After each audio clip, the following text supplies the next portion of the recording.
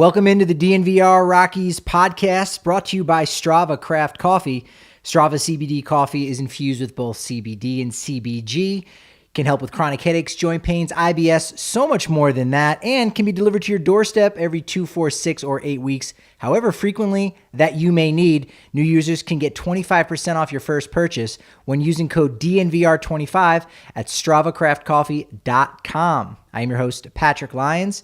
And on today's DNVR Rockies podcast, we've got a wonderful live show in studio. First time in studio with our guest, where we're going to break down all things Colorado Rockies, break down some of his articles, and yes, play some more tacos or tears.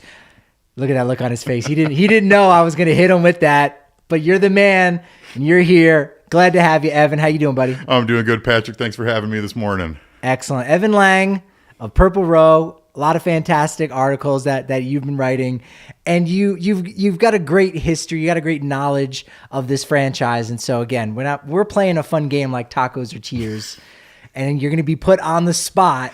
I know you're the guy who can handle it. It's not all my guests that I set them up for this type of pressure, but you're the man. So take that as a compliment. You're springing this on me last minute here. Take that as a compliment. So, pitchers and catchers, this is supposed to be the week that they are reporting down in Salt River Fields. I got to know, have you ever been down there before? Is that one of those bucket list kind of things where you got to do it at some point? So I think I might just have really terrible luck, because I was originally planning to go in 2020, and then COVID happened. And then I'm like, all right, fine. And then as like a reward for myself for, a couple really terrible years, I was like, all right, I'm going to go on a vacation. I'm going to drive down to Arizona. We're going to do spring training. And then the moment they announced the lockout, I was like, that's probably not going to happen. Yeah. And last year's spring training too was one of those things where you didn't know if it would happen or not. You felt somewhat confident, but the owners would have loved to have actually pushed it back. To have less games, since ballparks couldn't have maximum capacity. That's also one of the reasons I think we're in this lockout, is because both sides have been forced to do things maybe that they wouldn't prefer to do them in 2020 and 2021. So that's a bummer. You'll get down there at some point. You probably would you go down there? Would you go down there if spring training this year is, God forbid, in May and it's already in the hundreds? I'd consider it. Yeah. I don't know, maybe. The best part about spring baseball in Arizona is that the temperatures are actually reasonable for a change. It's true. Although the first time I ever did go down there, it was like 94 degrees in the middle of March, and it was shocking. But again, you're in the shade. You're going to be okay. Those are the best seats usually in the house that will end up going first. And as we like to say out here in the West, it's a dry heat, so it's much different. But from everything that you've seen on television, spring training in Scottsdale is the spot, not only for the Salt River Fields, and for the Rockies and Diamondbacks, but also at Scottsdale Stadium, too, for the Giants. You got those two ballparks really close together. Yeah, there's a ton of really, really nice ballparks out there, and it's such a bummer that spring training is likely going to be delayed. There's, of course, no official announcement yet, but the writing's pretty much on the wall, and I think has been for a couple weeks now. February 26th is supposed to be the first game for all teams. First game for the Rockies is always against the Diamondbacks. That's one of those agreements that they made when they first built Salt River Fields, was that, hey, let's always kick it off between our two NL West cellar dwellers, whatever it may be. But we don't know if that's going to happen yet. We don't know about opening day, but if they can get this deal done in a week's time, maybe even a little bit more than that, maybe even by March 1st, I don't know if we'll actually have to move opening day back at all. If they manage to get a deal worked out, which call me a pessimist, I'm not super hopeful for at this point, just with the way things have been going. But I think the smart thing would still be to maybe push things back just 1 week, because, pitchers and catchers were supposed to report on Tuesday and yesterday, and obviously that didn't happen. And you want your pitchers to get enough time to sort of get into lengthening and get ready to go, because in that COVID shortened season, we had a ton of pitcher injuries, and you really want to avoid that happening, especially when you're going into what will hopefully be a full length season. You could expand the rosters a little bit too, to allow for more pitchers, but to your point, it is more feasible to really just lop off the first week of the season and tack that on in the end, rather than some kind of reshuffling of the schedule altogether, because these teams have already, put down some down payments on where they're supposed to be staying at various times of the year in various cities. So it does make it a little bit easier, and it will be interesting to see, should it come that way, of where teams will have to go in the final week of the season when they were expecting the first week. We could even potentially have a team who maybe is in the same city for an entire week because they're supposed to, let's say for the Rockies, I don't think they're supposed to close out in LA, but imagine they open in LA and they were to close in LA, and then you lop off the first week of the season and you put it in the back end. You could make for some real interesting scenarios, similar to what the Rockies had to deal with in 2018 with Game 163 against the Dodgers in LA, and then flying to Chicago for the wild card game, and then going up to Milwaukee. And it was all over the place for a week straight. They got a lot of frequent flyer miles during that period of time. Yeah, definitely. And then another possible solution, if they're able to come to an agreement, and the league and the MLBPA, pardon me, I believe are meeting this afternoon, possibly while we're still even recording here. But another feasible option is not a severe cutoff of the schedule, but you could go to maybe 144 games like they did in the 95 season when the players' strike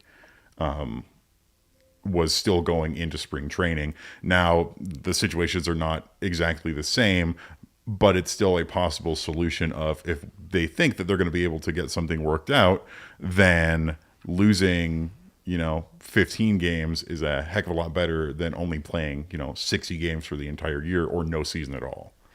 You called yourself a pessimist there for a second, and I don't think you are. Look, if you are a realist, sometimes you can read the cards and say they don't look good. It would be pessimistic to say we are not going to have a 2022 season, partially because we've never had that situation before, right? Yeah, I'm not going to lie that the thoughts crossed my mind more than once. Okay, you know just what? with. I was trying to help you out here, Evan, and now I'm beginning to have second thoughts. I'm definitely trying though. Like, the ideal situation is that we do get a season, and I'm always hoping that we'll be able to reach an agreement that'll make it so that can happen. Because no matter which side you're on, it's the fans that lose. Because there's people who want to buy tickets or playing things around this, or just plain old love of the game, and it's the sport of baseball that is suffering. Yeah, I wonder if it makes it more likely that we'll still have a season of some length, that we had the 60-game season in 2020. Like, did the pandemic maybe improve the odds of having some kind of season? Because at a certain point, even if you still have this work stoppage and an MLB orchestrated lockout going in until, say, June or July, at that point you go, well, what's the point of having a season? And then there is no season in the middle of the summer when baseball's supposed to be at its height. And now, because we had the 60-game season, we understand why it was the best of a really bad situation. We could kind of squint and go, it is better than nothing, and it's not totally out of the realm of possibilities, because we just had that situation happen only 2 years prior. I think the real question is, so in order for the owners to lift the lockout, they, I think, do want a new CBA in place. The question is, whether they get the CBA that they are looking for. Because if they were to lift the lockout now, I believe per federal labor regulations, the old CBA that ended at the end of the 2021 season would continue through negotiations. And I think the question would be, and unfortunately for a lot of things, it comes down to profit of, the owners took a large hit to profits in the shortened season in 2020, but because they've already done that, would they be more willing to take on more losses in the 2022 season, especially if they now don't have to pay players? Yeah, and the players took a loss too, obviously. It's so interesting too, because even if they lift the lockout, it still doesn't mean we don't have a quote-unquote work stoppage. I was trying to explain this to someone who was, a sports fan rather than maybe a baseball fan, is that in 94, 95, it started out as a player's strike. Then essentially when that year ran out for that CBA, and we'll get back to that in a second, it became, okay, well now you're going to be locked out. The owners locked the players out. So it was really one side orchestrating how these negotiations were going to go on. And the reason the players were even able to strike in the first place in 94 was because of what you said. The CBA had run out and they needed to get a new one. And both parties said, all right, well, we'll just play, under the regulations of the previous CBA, which allowed the players to have the strike, and then we had no World Series in 94. So even if the owner said, okay, well, you know what? We got to negotiate it, but we're just going to lift the lockout. Nothing necessarily changes. They would still both have to decide, are we going to go to spring training and try to have a season? They would still have to kind of negotiate that. And if they couldn't work that out, or if the players went ahead and said, okay, well, now we've got the strength, we're going to strike, we're still in the same position. So, on one hand, shame on the owners right now, but you also understand that is just part of this negotiation, unfortunately, the ugly part of the negotiation. Yeah, and I think it would have been a lot more likely to happen, I think, to continue playing on the CBA if the owners didn't immediately initiate the lockout right after that CBA ended, because then what happens is it was 43 days before the owners came to the table, and I think then the slow progress has caused a lot of acrimony on both sides of the table. But it's like the owners with their very slow, personally, I think potentially intentionally slow negotiating tactics causes it to there really be a lot more friction than there needed to be. Because you could have gone before December 1st, you could have been like, all right, look, the negotiations are going to be tough. Let's both agree right now that we'll at least get the season going in 2022 under the new CBA, and we will continue to negotiate with the goal of, by the All-Star break, have a new CBA in place or something. But that didn't happen, and then the lockout, and now it's just things are very sour feeling, where it's honestly tough to get a good gauge on what exactly is going to happen. And I think the way things go this afternoon with that meeting between the two parties is going to be a big indicator of what happens next. Yeah, the meeting on Thursday going down between the Players Association and Major League Baseball, a lot's going to need to change. And really, the questions that we had going into this still exist. Now we know more. We know a lot of the specifics of, okay, well, you know what? Players aren't going to worry about gaining free agency at age 29 and a half or 30 and a half, whatever it may be. And, again, they've backed off on some things. I don't know if that the owners have really backed off on too much, but we're still dealing with this same general idea of, are the players going to get paid their fair worth? Because the whole system is supposed to be predicated on the idea that you put in your time when you become a free agent. Even if, your best years are behind you, you're going to make your money, and it's going to be all for the best. And in the long run, it's going to work out. And that hasn't been the case. We've seen salaries dip outside of those, players on the high end, the superstar players. Salaries are dipping in a real major way, and that middle class of the Players Association is falling by the wayside. And so we have the exact same situation here after about 3 months as we did right when we first started. Yeah, and it was Kyle Freeland was talking about the other day that, it's such a big thing of like, oh, I got to look out for my guys, because you have people down in the minors who bust their butts for years. They finally make it to the big leagues, and then, you're 30 years old, and you still have to wait 6 years to hit free agency. And by then, your real ability to get, no matter how good you are, your ability to get your maximum value is pretty much out the window.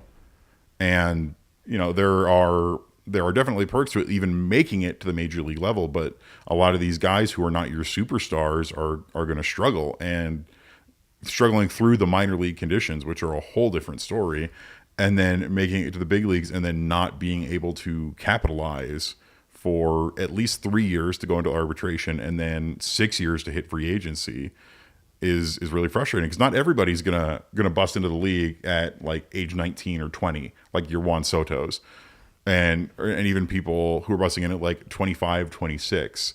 A lot of, in the Rockies farm system especially, a lot of our guys are a little bit older, like 26 and older. We have a couple of guys who are 27 or 28 who are looking to finally make that breakthrough, and some of the younger guys on the big league roster are sort of in that age range as well.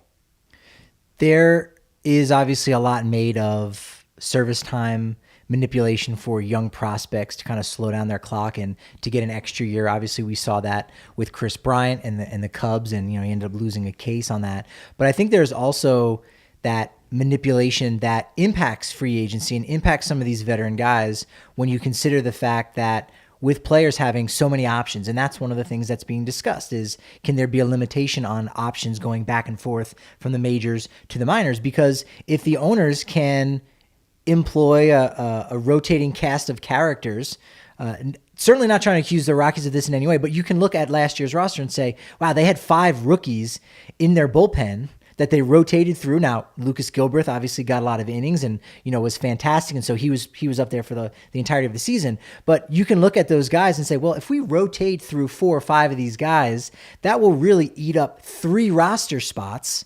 And so now we don't need to go and spend money and overspend really on a free agent reliever. And so we're going to save money in that capacity, which is why the players want the minimum salary to come up. So it doesn't become as easy for these teams to do that and manipulate service time, because as you said, 3 years, you finally get to arbitration. We know about Super 2s, but 3 years of service time is not the same as 3 years. There are some minor league free agents that I was breaking down as we had to at the beginning of the lockout, and said, well, the Rockies and other teams, they could sign minor league free agents. Hey, what kind of gems are there? And the Rockies may have a gem in Kyle Holder, but there were a couple guys who you look on their baseball reference page and they've actually been in the majors in parts of about 10 or 11 seasons. Yeah. And yet they've never reached free agency. And it's like Daniel Bard is 36, almost 37, and he's an arbitration player right now. And the Rockies, especially with the option thing and bouncing people back and forth, we've talked about this before, but the Rockies are very guilty of, I would say, not abusing options, but using them way too frequently, where they bounce guys back and forth until they don't really have any option left but to have them on the big league roster. It happened with Raimel Tapia. Yeah. It happened with Jonathan Daza, where these guys have been optioned back and forth so many times that, well, now we don't want them to leave the team, but we have to give them a roster spot. And it's not that they're undeserving of the roster spot. Raimel Tapia and Jonathan Daza both had really strong seasons last year for the most part, but they reach that point where you don't really have any other options, and then that ties your hands behind your back for moves you can make with like free agents or anything like that. Because, well, left field's now tied down by Raimel Tapia because he's out of options, and we need to play Jonathan Daza because he's out of options, and we need to make sure this pitcher is in the rotation because he's out of options and stuff like that. And it doesn't allow you a lot of leverage in a trade negotiation, because the other 29 teams know, hey, you're kind of forced to either cut this guy, designate him for assignment, or make this trade with us. So you're going to get pennies on the dollar on that. Yeah. But one of the options I do think that's important to bring up is the option to have a member-sized beer here at the DNVR bar, which it's only 50 cents for your first month at thednvr.com. You get the bigger member-sized beer when you're down here on the corner of Colfax, New York. You get discounts. If you have an annual membership and you just sign up for that bad boy, you actually get a free shirt from the DNVRlocker.com, including that new Rapids tee that's been out. That's absolute fire. I love that. See, our producer, you're here. Well, you can't see it, but I can. He's got their shirt on right now. He's repping it. He is so proud. He's got a big smile on his face right now. That shirt is fantastic. I might have to get rung up for one after we get done recording for this. So many really great benefits. The members-only Discord where you can ask us questions directly and talk to some other people in the community. It's fantastic. Again, that's the DNVR.com. And we've always got the Breckenridge Brewery on tap here, the official beer and the official seltzer, the hard seltzer that they've got, Good Company hard seltzer. They've got a 15-can sampler, Evan, that I like to call it the tap pack for number 15. It's perfect. It's got a little bit of flavor of everything. You can pick that up King Super Safeway. Anywhere you go, coolest thing is they do have a portion of their profits donated to the National Parks Conservation Association. Another cool local company that we've got here in Colorado is Lightshade and Wana. Now that the holidays are over, look, you're trying to turn over that new leaf and you're still maybe a little bit tired, but that's okay because Lightshade, Colorado's premier dispensary, has the solution, and it's Wana. No matter when you take them, Wana Optimal's Fast Asleep Gummies will leave you feeling rested and refreshed in the morning. It's not like that over-the-counter stuff that's going to pump you up full of drugs and make you feel a little bit groggy. Not the case. Wana's carefully calibrated formula contains 10 milligrams of CBD with just a hint of THC. that will get the eyelids feeling heavy in just 5 to 10 minutes. And in just 0 minutes, you can't do this yet, Evan, because I need you on the show. But anyone listening to this, in 0 minutes right now, you can order your Wana Optimals Fast Asleep Gummies at lightshade.com, and you can get 25% off your purchase with code DNVR at any of Lightshade's 10 Denver metro area locations. Again, that's Wana Optimals Fast Sleep and Lightshade. So, Evan, a lot of articles that you pump out on Purple Row, do an amazing job. I'm not even sure exactly where to go with it, but your jersey reminds me of one that just came out today. You got your number 1, the Hamster. I don't think that's his official name, G-Hamp. I like Hamster. Do you like Hamster? I like Hamster. Hamster, Hampy, G-Hamp. Really, any of them are good. There you go. But a good modern day utility player that the Rockies have. And you just actually wrote an article this week on one of the first guys for the Rockies, Terry Shumpert, a name that doesn't get thrown around a lot, but you know what? We're going to throw it around today a little bit, aren't we? It should be thrown around a lot because I love Terry Shumpert. When I was a kid, which is when he was really playing for the Rockies, 98 to 2002, he was the utility guy, and I really, really liked him a lot. And that's sort of what inspired me to just write this article this week. It's like, things maybe not so great in the world of baseball, but hey, I can write about this player from the past that I really liked and, draw references to what the Rockies do today. Because the Rockies love their positional versatility. Oh, yeah. And they have a long history of employing utility guys. But really, in terms of overall versatility, nobody did it better than Terry Shumpert, who played during his 5 years with the Rockies every non-battery position. So every position except for catcher and pitcher. What's interesting about the case for Shumpert is we don't see players like him on the Rockies in multiple ways. One, in that he's a veteran utility player, because the Rockies have realized, and it makes sense, that, look, they can develop these utility players in their own system. And again, going back to what we were talking about in the first segment, do it on the cheap, where you're paying them the league minimum, or even if you're in a first, second year in arbitration, it's $2 million.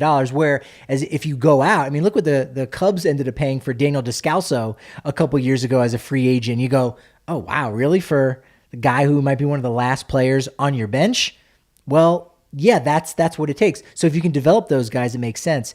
And in addition to that, it's the idea that you have, not an everyday starter, but a guy that's going to come off your bench and start on a couple days. The Rockies haven't really had a guy like that since Gerardo Parra. Now, he eventually turned into that. He was their starting left fielder for a while, but you got to a point with Dahl and Tapia that you could say, you know what? We don't need him to be an everyday starter. And I think that's been one of the biggest things that they've been missing is players that have been a little bit more reliable on their bench and have that veteran presence versus all young guys all up and down the bench. That's a tough spot and a tough position to be in.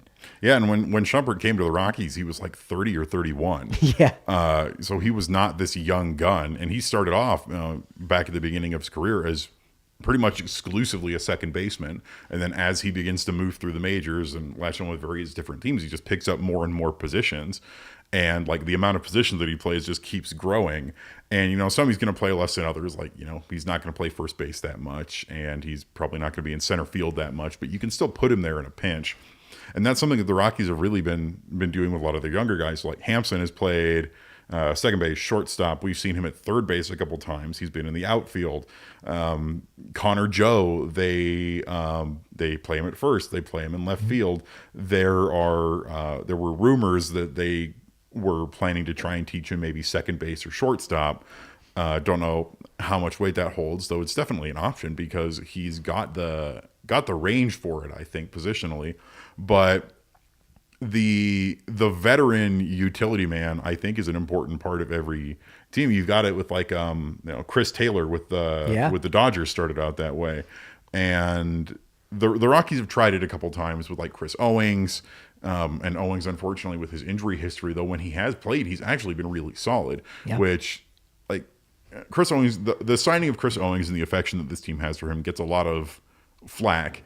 But we have seen in the at least very limited sample size that he can be a quality contributor. But then the issue is, we have so many other young players that where does that become an issue of him blocking them? But at the same time, I think you always want to have I think every team you want to have a utility or super utility man. And with Terry Shumpert, he was really the best of that, especially in 99 and 2000, where he had to step up a lot in a team that was very much in transition and very much in flux, where like Dante Bichette is gone and you have Mike Lansing at second, but he's traded. You have openings and injuries and all these various Vinny things. Castilla's out of there at that point too. And the 1999 season was not a very good season. It's a very bizarre season when you look at it. Lots of players that you would not really think of to remember, and a ton of players who did not pose positive WAR.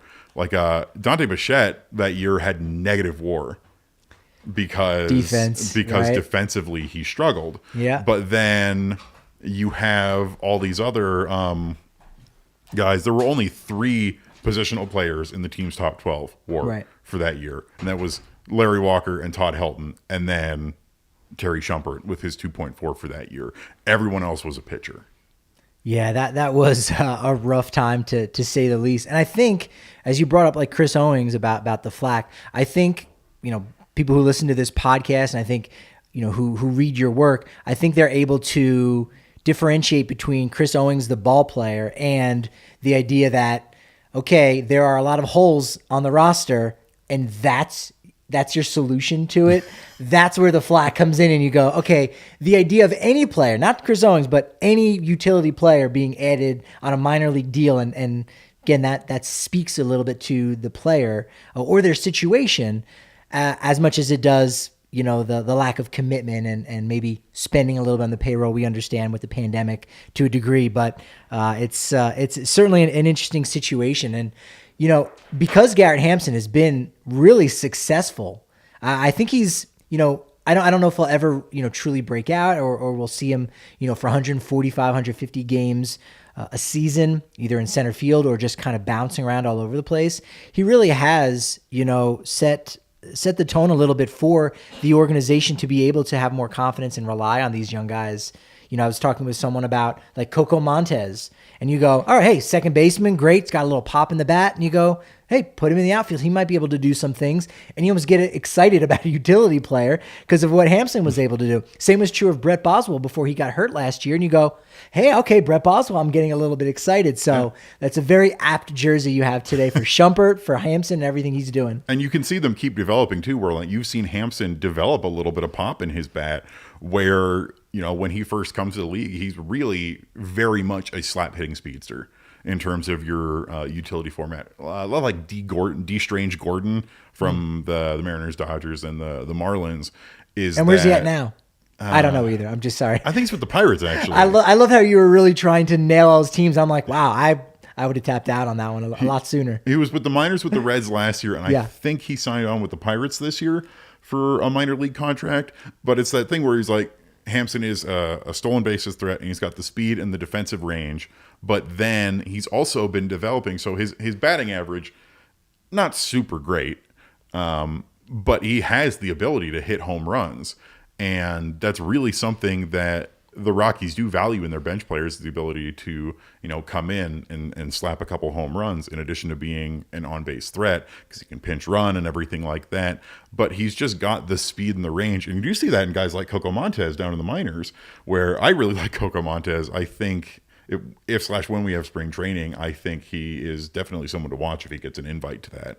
But the Rockies, at the same time, they'll have something cool like that. They do that weird thing where they handcuff themselves to veterans because of their grit or veteranosity or whatever. We saw it with Drew Butera for far too long. We saw that with when they signed Daniel Murphy to the major league contract, stuff like that, where there were other moves to be made, and instead they sort of go, well, we'll bring in this veteran presence. And veteran presences are great, but you also need a veteran presence that is going to regularly contribute. And more so than just, on the field. I always think that clubhouse presence is a really, really big deal. And that's something that I think we've been really missing with Gerardo Parra, who you brought up earlier, is that he was the real live wire, get everybody excited, get everybody pumped up veteran presence. That, even if you're a bad team or a losing team, you still want to see your guys having fun in the dugout, because at the end of the day, you're playing the greatest game on earth, and it should be fun.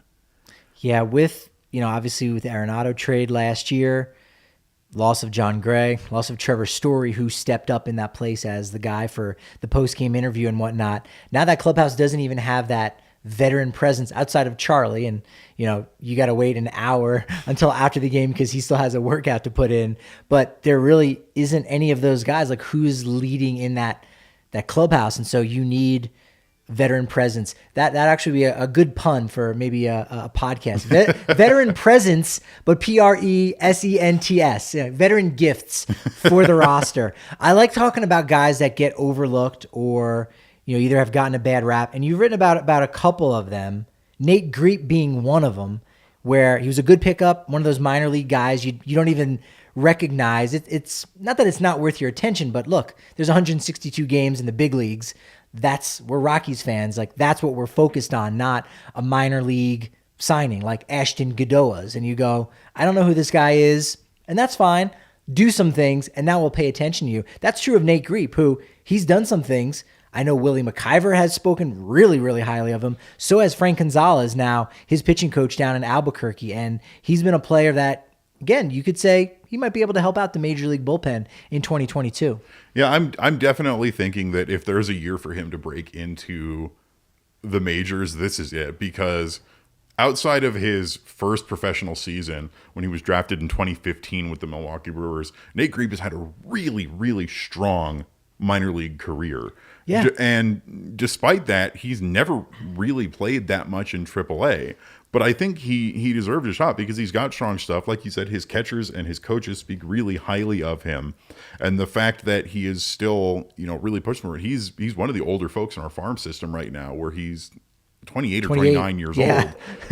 But he's got solid stuff. And I think it's time to see if that stuff is going to play at the big league level. He's certainly, I would say, earned it. And I know that it's a lot of these guys can, get looked over as sort of like a flyover player, like a flyover state, because, farm systems are big and a lot of the focus goes towards your numbered prospects, your ranked prospects, like on MLB Pipeline or Baseball America or stuff like that. And, that's not Nate Grieb right now. But at the same time, Nate Grieb is a guy that we really should be taking a look at, especially when that bullpen is going to continue to be in flux. Yeah, again, based on everything I've heard, he's a player in the game that could contribute. And, you kind of look at guys in the past for the Rockies, whether it was, Joe Harvey and Zach Rosscup in bits and pieces, and you go, hey, if things can go right for this guy or they can stay healthy, you may have something. And so that's the case with Grieb. Also, you wrote about one of the newest players on the Rockies. Only played in the complex league, pitched about, I think, 4 innings. But Tyler Ahern, another one of those Florida State guys to pair along with outfielder Robbie Martin. But he looked really nice, and you had some good things to say about him over on Purple Row as well. Oh, he looked great in the ACL. And especially in his final 2 seasons of college ball, were really strong, and I think that's what led the Rockies to draft him, and that's why I had him on my draft board for some of the later picks, because he was a huge prospect out of high school. And then his first 2 college seasons, as he's working to adapt, he did struggle a little bit, but then his final 2 college seasons, he was really, really good. And then he comes down to the Arizona Complex League and pitches some really strong innings there. And I know that the Arizona Complex League is a small sample size, but I really do think that Tyler Ahern has the ability to be a breakout guy that, nobody really saw coming. Sort of like Lucas Gilbreth. It's like, sure, I love Gilly, but I don't think a ton of people at the beginning of last year were expecting him to be one of the major breakout players. No. And here he is with this incredible rookie season, and I have high expectations for Tyler Ahern. I think he's a really, really great addition to this team, and I'm really, really thrilled to see what he does. I think it's tough to say where people are going to land in terms of minor league assignments, but he definitely has a chance to rocket up those early minor league steps relatively quickly. Yep. We'll get a chance to do that because, again, there might be a lockout, but that does not impact minor league baseball in any way. So we're going to have our eyes a lot more on the minors than we have ever before. Are you in the market for buying a home yet? I wish. You wish. Well, that's okay. And you know what? You might even be just a little bit scared about what's going on out there with your finances, but don't because you can tap into Chevalier Mortgage, because their ultimate goal, one of our sponsors here, is to take the stress out of buying and refinancing. They strive to give their borrowers options with the full financial picture in mind, with the highest level of integrity, always putting borrowers first. And keep in mind, if you are a homeowner right now, there's natural equity in your home, so you can make the bubble work for you and still get something done. It's something my parents did. They were able to move from New Jersey, come out here to Colorado. They got a house. They're closing on it really quick. They'll be moving in very soon. And so all that thanks to Chevalier Mortgage. They've got a fun perk for you right now where DNVR listeners can visit them at dnvrmortgage.com, and you can enter to win a free DNVR shirt or hat of your choice when you do. Most importantly, get set up with a free consultation to discuss your options. That's dnvrmortgage.com. Call Virginia directly at 303-257-6578 or visit dnvrmortgage.com. Michael Chevalier, NMLS number 1931006. Virginia Chevalier, NMLS number 1910631. You hear, I don't know if you've got air horns in the studio there, but now would be the perfect time to set them off as we dive into another round of Evan's favorite game, Tacos or Tears. There you go. Oh, you bring your own sound effects too. I love that. I love that. You are a utility podcaster. There you go. Evan is a utility podcaster. I appreciate that. All right, so for anyone that doesn't know how the game is played, you got to identify 4 Rockies players. 2 are going to be on the current 40-man roster. 2 are going to be all-time greats, like Terry Shumpert. I got guys a little bit better than Terry Shumpert, so I think you're going to be okay. Each clue I read, you get 1 less point. So the first clue of the 7 clues, if you get it on this random first clue, that's the whole point, to make it hard. You get 7 points. If you get it on the last clue, guess what? You still get 1 point. You need 7 points to win. And let's just get into it. And some of these clues can be like, oh, he went to Dr. Ralph H. Poteet High School. That's right. In Mesquite, Texas. Now you're just showing off your knowledge. By the way, who did go to That was Jason Jennings, there which I whiffed on that hint, that's for sure. But I will never forget it now. As painful as an experience as that was for you, though, Evan, you have a trivia question that you're going to impress people. It's great bar trivia when you're down here at the bar. You can win a couple free bets and go, I have a question you'll never get. Boom, now you got one. All right. First guy up for Tacos or Tears. Tacos or Tears. This man first made the 40-man roster in 2015. Still for 6 points. Once homered off a position player. Is it Herman? Yes, it is. Yeah. Herman Marquez. Oh, my God. Herman Marquez hit his first major league home run against Daniel Descalso. I'm flabbergasted. The whole point is to make this really hard. He got it. Yes. With only 2 clues. My man. Yeah, he first made the 40-man roster with Tampa Bay in November of 2015. And yes, 2018, he hit one off of a former teammate, Daniel Descalso. Former teammate and Rockies utility man, Daniel Descalso. You know, maybe if we hadn't brought him up, it wouldn't have planted that seed. You know, damn. When you gave me position player in 2015, that's when I knew it, because I love Herman. He's one of my favorites. I can't even necessarily think of another Rockies player that has hit one. I'm sure they have, but that doesn't necessarily stand out as one of those things. Got to create a database for that now, too. Every Rockies home run off of a position player. Yeah. Well, the other clues are going to be he received a Rookie of the Year award votes. 5th in 2017, 2 spots ahead of Kyle Freeland. He's a wild thing. That's where I was going to throw you and make you, try to get you to start thinking about Carlos Estevez. He's wild because he led the NL in wild pitches in both 2019 and 2021 with 14 and 15 respectively. He's worn 2 numbers during his career. He won. He wears 48 now. I can't give you any more bonus points because you're going to win here after like 2 go rounds. I think he wore 60 something when he first made his debut. 67, yeah. 67 and 48. Was born in Venezuela, and so maybe now you're narrowing it down to say, okay, maybe is it Antonio Senzatella? And then finally was not originally signed by the Rockies. We know he was signed by Tampa Bay in July 2011. All-star, owner of some hardware. So, wow, you are on the board with 6 points here already. This is going to be the quickest round ever. All right, I hope you don't get this one here. I'm going to have to just read the clues that much quicker. All right. Right off the bat, tacos or tears, Evan. Here we go. He made his major league debut before the Rockies. All right. Was traded by the Rockies to acquire Lamar, Colorado native Scott Ellerton. In the hit by pitch category, he holds the club record with 58. He held the franchise record for most strikeouts, 748, for a decade.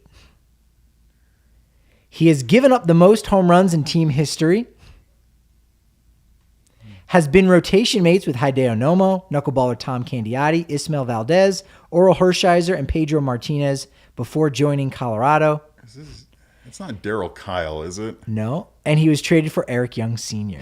in August of 1997. I'll read them again.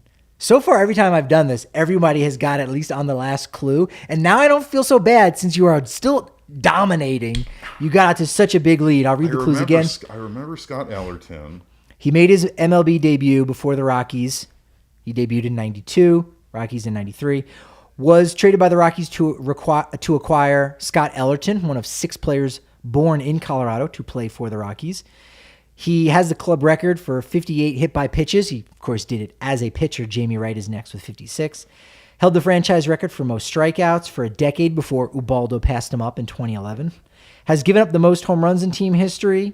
Was rotation mates with Nomo, Candiotti, Oral Hershiser, Pedro Martinez. What team would that have been? I think I got it, and I feel bad for not getting it. Or is it Pedro Estacio? Pedro Estacio. I should have gotten that because I love Pedro Estacio, but it just wasn't clicking.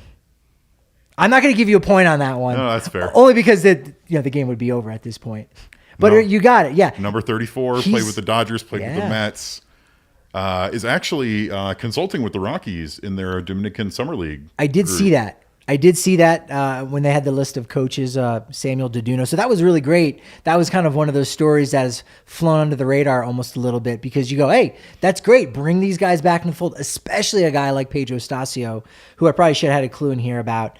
You know, he doesn't hate the humidor, but it angers him because he didn't get to benefit from that. He was very, very underappreciated pitcher, still is in many ways, because you have great Rockies historian Evan Lang not getting him after all of these clues. So I think he's fairly appreciated by Rockies fans, though. He was named to the team's All-25 in the 25th anniversary season. Very true.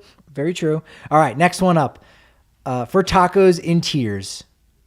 I'll be shocked if you get this one here. Actually, it's gettable, but let's see how quick the brain works. All right. How the wheels go. In the hamster wheel, aptly for your Hampton jersey. All right, his first game as a professional was with the Orem Owls.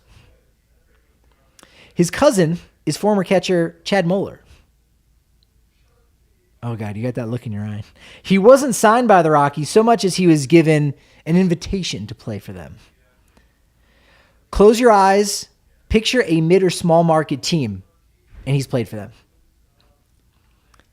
He's been voted the player of the month at least once in recent memory. Is this CJ Crone? CJ Crone. There you go. Because the Orem out, I didn't know he was cousins with Chad Moeller. Yes. That doesn't pop up on his baseball reference page, but his brother's a former big leaguer. Yep, Kevin. Was drafted by the Los Angeles Angels. Whose affiliate, the Orem Owls, recently moved to northern Colorado. That's right. Got the minor league invite, right? And he played for the Rays, the Tigers, the Twins, and the Angels. That's right. Yeah, Angels maybe not so much small market, but since the team he was drafted with, as he's gone out into the free world, the mid-market and small market teams love him. Yeah, was the player of the month in August. I was also going to have a clue about it. He was recently in court. Was going to put, his hand, he's recently touched a Bible, but I guess that's not actually true anymore. When you go into court, you just have to swear or pledge some kind of oath. You don't have to put your hand on the Bible anymore. And the last clue is going to be his brother, Kevin, and his father, Chris, are not as good as him at baseball. So you won it. We've got tacos here. Everybody has now won free tacos at Taco Bell. You can redeem them at your nearest Taco Bell at 3:33 a.m. in the morning. Swing on by. They are very rigid with that timeline. Do you want the final one? Yes. You do. I know you do. You're addicted to this kind of pain. I like trivia. You do.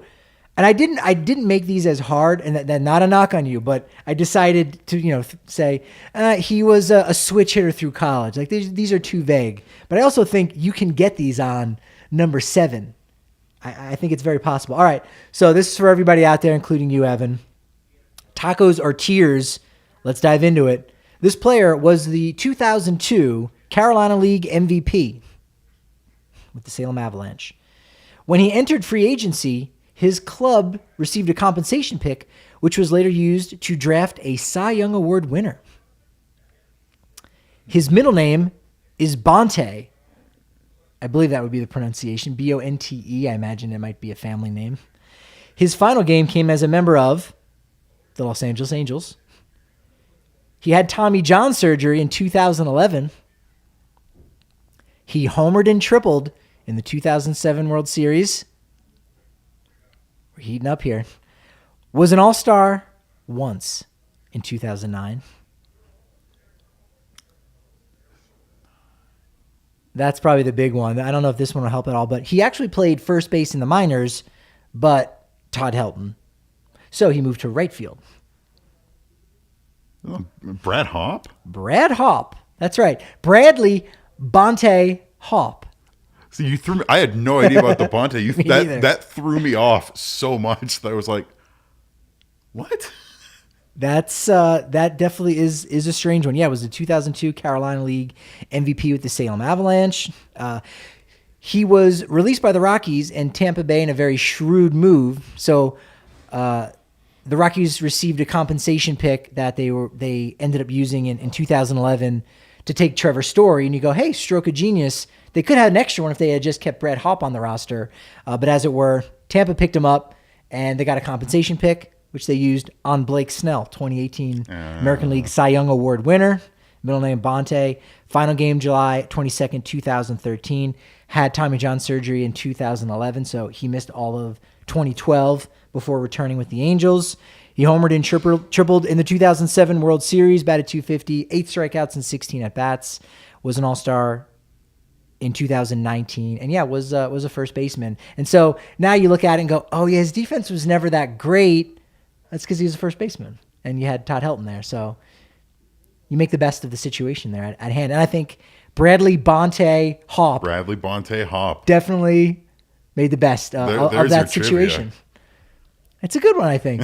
Now you can add that one to the Ralph Poteet High School down in Texas for Jason Jennings. Brad Hopp, another Texan. He shows up. He trains with Sam Hilliard during the off season. I believe the two are acquainted. Yeah, another guy that you want to see back with the organization. Bring back all of these guys that mean so much to us, to Rockies fans, because they were pivotal in not only that 07 and 09 postseason run and the real Rocktober that we had in 2007. But look, they're just important players. It's like with Garrett Hampson, who, didn't play huge in the postseason in 17 and 18, but guess what? He's now he's made his mark on all of our hearts. And so we'll see what happens in the future for him. But when you go back and you think about the late 2010s and the early 2020s, people are going to go Garrett Hampson, and you're going to smile. And we need more of those guys back in the fold. Yeah, it's like guys who are, never going to be Hall of Famers, but can still hold a lot of, sentimental value or emotional value in terms of their contributions to the team. And man, I'm going to be if we lose Garrett Hampson in any way, I'm going to be so sad. Don't take him from me.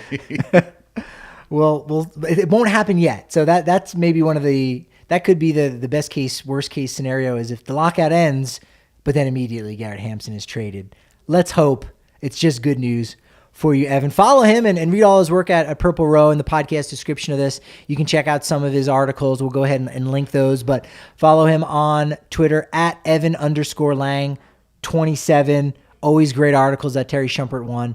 Definitely a must read. And we got it next time when you're back, talk about the replacement players. Oh, that was such a fun article to research. I'm a bit jealous, in fact, that you got that one out there. That's great. Cause again, so many people might not realize that the first game ever played at Coors Field was played long before Dante Bichette walked it off with the shucky ducky fist bump. So great work on that. You can follow us on Twitter at DNVR_Rockies. I'm at DNVR. No, I'm not. I'm at Patrick D Lyons. The D stands for DNVR, of course. And so for DNVR Sports, he's Evan. I'm Patrick. Same for producer Yahir.